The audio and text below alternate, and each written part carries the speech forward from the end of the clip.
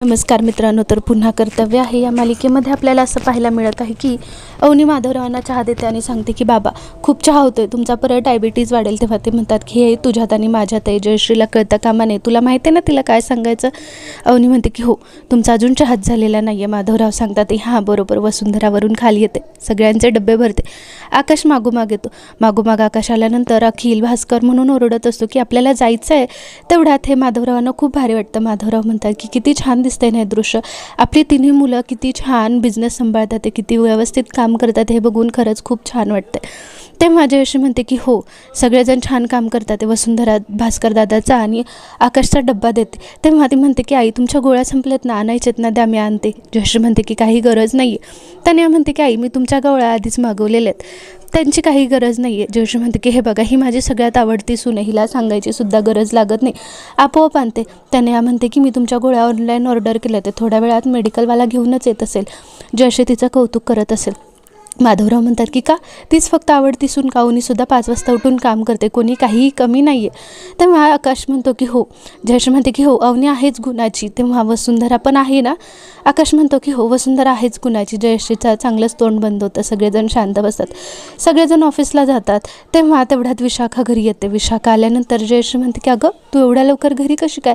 विशाखा म्हणते की अगं तुला भेटायला आले. जयश्री काय सांगू, मला तुला भेटायचं होतं, तुझ्याशी कधी बोलेलं असं होतं. तेवढ्यात वसुंधरावरून खाली येते. वर खूप मुलांनी पसारा केलेला असतो, तो आवरते आणि खाली येते. खाली आल्यानंतर बघते की विशाखा आलेली.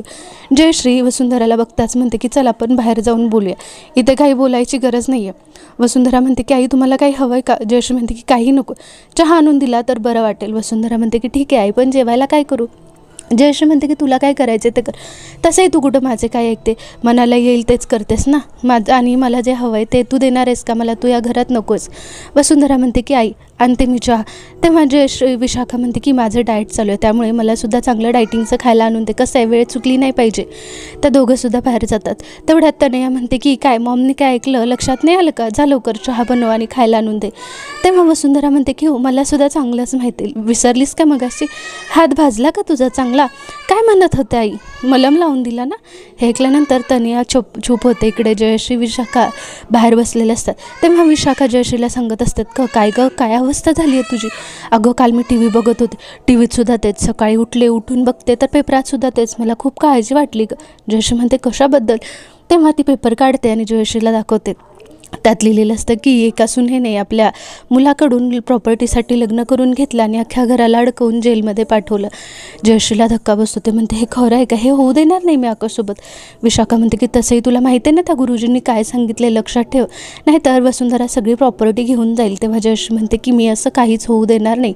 विशाखा म्हणते की असं व्हायला वेळ लागणार नाही, तू बघितलंस ना लकी किती चांगला माणूस होता, तरीसुद्धा तिने रडारड ऐकलं कोणाचं, कोर्टाचंच. तुझी एक दिवस अशी अवस्था होऊ नये म्हणजे झालं. जयश्री स्वतःला त्या सिच्युएशनमध्ये आठवते. तिला दिसतं की ती रडत बसलेली असते. वसुंधरा खुर्चीवर बसून हसत असते. आकाश तिच्यासमोर गडगडत असतो की प्लीज माझ्या आईला सोडून दे, तुझा राग माझ्याशी आहे ना, माझ्यावर काढ. वसुंधरा हसत म्हणते की नाही ही बाई पैशाला हापापलेली आहे ना, हिला असंच वाटतं सगळं हिच्या मनासारखं होत नाही, आता जाऊ दे, जेलमध्ये जाऊ दे, चांगली फोडू दे. तसंही कोर्ट कोणाचं ऐकतं, माझं ऐकतं, पोलीससुद्धा माझ्याच ऐकतात. जयश्री म्हणते की सांग ना आकाश, मला नाही जायचं, तिला सांग ना प्लीज, मला पोलिसात नको देऊस. तरीसुद्धा ती काहीच ऐकत नाही. वसुंधरा मोठ्याने हसते आणि तिच्याजवळ जाऊन म्हणते की जा ना, तुमच्या आहेत ना 2 लाडक्या सून आहे का त्यांचंच, असं म्हणून ती तिला गप्प करत असते. जयश्री रडत असते.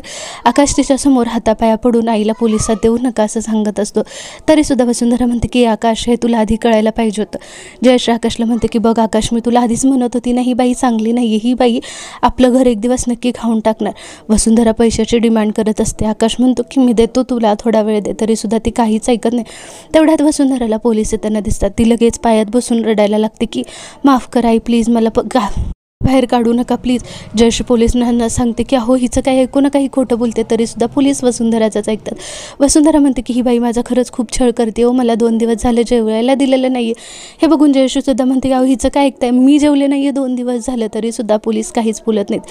वसुंधरा म्हणते की यांनी खरंच माझा खूप छळ केला आहे, बघताय ना तुम्ही, प्लीज यांना घेऊन जा. जयश्री ओरडत असते. जयश्री वाचवा म्हणत असते. तरीसुद्धा पोलीस तिला फरफटत जाताना दिसतात. हे बघून जयश्रीचे चांगलेच धाबे दणतात. जयश्री पोलिसात जाते आणि वसुंधरा खूप मोठ्याने हसून आपलंच सगळं आहे ह्याचं राज्य सेलिब्रेट करत असते. हे जयश्रीला तिला पुढचं आठवायला लागतं, म्हणून ती जयश्री विशाखाला म्हणते की नाही हे काही झालं तरी हे मी होऊ देणार नाही. तेवढ्यात वसुंधरा चहा घेऊन येते. परत जयश्रीला वसुंधराला बघितल्यानंतर तिचे हात थरथर कापायला लागतात. तिला सगळं स्वप्न खरं वाटायला लागतं. तेव्हा वसुंधरा बघते की जयश्रीचा हात थरथरतोय. ती म्हणते की आई काय झालं, काय प्रॉब्लेम आहे का? जयश्री म्हणते की आई नाही, तो आत्ता इथून माझ्यासमोरून जा. तेव्हा ती तिथून निघून जाते. बाहेर तनया असते. तनया म्हणते दिला चहा? तेव्हा ती म्हणते की कुणी कितीही कान भरले ना तरी आपल्या हातात असतं कोणाचं काय ऐकायचं. आत्ता मला चांगलंच कळते. जयश्री तिथे बसलेली असते. विशाखा म्हणते की तुला हे सगळं खरं व्हायचं नसेल तर मी सांगते तेवढं कर. अखिल आणि भास्कर दादाच्या नावावर सगळी प्रॉपर्टी करायला लाव. जयश्री म्हणते की काही झालं तर त्या वसुंधराच्या मी हातात काहीच ठेवणार नाही. विशाखाने चांगलेच कान भरलेले असतात. जयश्री चांगलीच घाबरलेली असते. तिने सांगितलेलं असतं तेच करायचं ठरवते. इकडे वसुंधराला तिच्या आईवडिलांचा फोन येतो. तेव्हा तिकडे सगळं व्यवस्थित आहे का नाही याची चौकशी करत असतात. वसुंधरा सगळं ठीक आहे म्हणते. तेवढ्या तिचे आई बाबा म्हणतात की जयश्री ताई कशा आहेत? त्या म्हणतात की आहेत ठीक आहेत, ऑलमोस्ट घरातलं सगळं वातावरण पूर्वीसारखंच आहे, फक्त आईंचा राग जात नाही. ते म्हणतात की जाईल, हळूहळू जाईल, तू प्रयत्न करत राहा. वसुंधरा म्हणते की हो मी त्यांचं मन एक दिवस नक्की जिंकेन असं म्हणून ते त्यांना सांगून ठेवत असते. तर इकडे जयश्रीला सारखं ते पोलिसांचंच आठवत असतं, म्हणून ती बेचैन झालेली असते. आता पुढे काय होतं हे पाहणं त्याहून इंटरेस्टिंग राहणार आहे. तोपर्यंत तुम्हाला हा व्हिडिओ आवडला असेल तर आपल्या चॅनलला लाईक करायला, शेअर करायला, सबस्क्राईब करायला विसरू नका. थँक्यू.